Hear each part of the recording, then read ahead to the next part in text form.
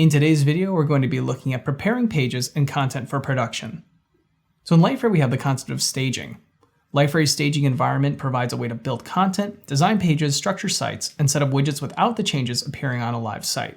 This is really powerful for us so that we can have work going on behind the scenes and not have our users see any changes that we're making.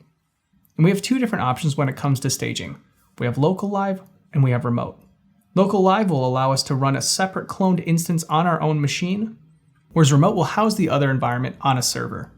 When you're using staging, you're able to do page versioning, which lets you work in parallel on different variations of the pages. Livingston can take advantage of this feature by having different page variations that they put up for different holidays or maybe different seasons. We also have staged content. So content is copied into staging, and it may be possible to stop editing certain assets directly in live. So it's nice to have these two scoped options. We either have the page as a whole or different assets on those pages that we want to change. So revisiting that first type of staging, which is local live, this hosts the staged and the live site in the same Liferay DXP instance. This means that it is sharing the same database and repositories, and that does create some limitations on your site. It provides the advantage of direct access between staging and live. Content does not need to be moved across a network, so it's a little faster, and there's no external hardware required. However, your content is not backed up. If your staging goes down, so does your live site. Then we have remote staging. This separates the stage site and the live site in different environments. It's going to require two separate Liferay instances on different servers. This means your databases and your repositories are both separate.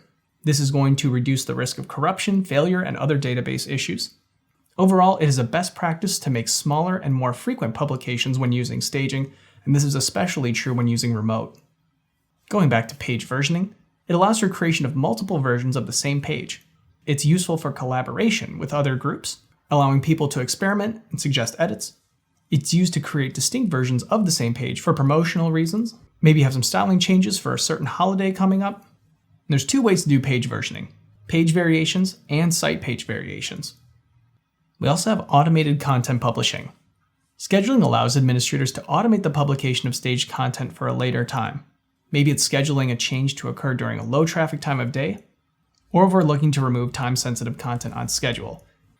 If you want to make changes at 2 a.m. your time, you won't have to stay up for it.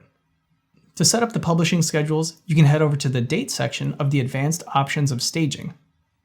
You can also see your scheduled events from the Schedule tab in the Staging section of the Site Administration panel. Here you can visit and re-edit your events, or you can delete them as well. Alright, time for a knowledge check. So like we said, there are two types of staging. We have local live and we have remote. It's a best practice to make smaller and more frequent publications when using remote staging to avoid failure to publish and long publication times. Page versioning allows for different versions of pages to be created for promotions and campaigns. With the scheduling feature, administrators can schedule automatic content publishing for sites.